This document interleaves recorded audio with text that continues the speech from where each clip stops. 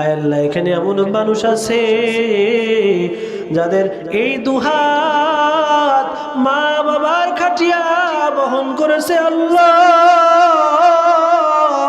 আয় আল্লাহ, মা বাবা বুকের উপরে মন কেমন মাটি চাপা দিয়েছে।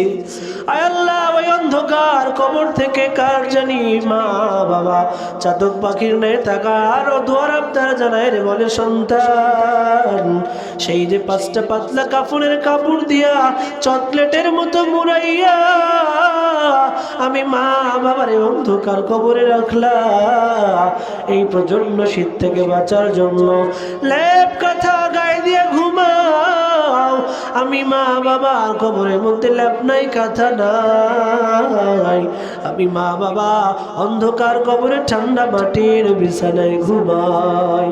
ও বান্দা, তুমি বৃষ্টি থেকে বাঁচার জন্য ছাতি ব্যবহার করো, ঘরের মধ্যে গিয়ে উঠো, কিন্তু আমি মা বাবার কবরের উপর যখন বৃষ্টি আসে, আমি মা বাবার কবরে এই বৃষ্টির পানিগুলো গড়ায় গড়ায় গড়ায় গড়ায় পড়ে।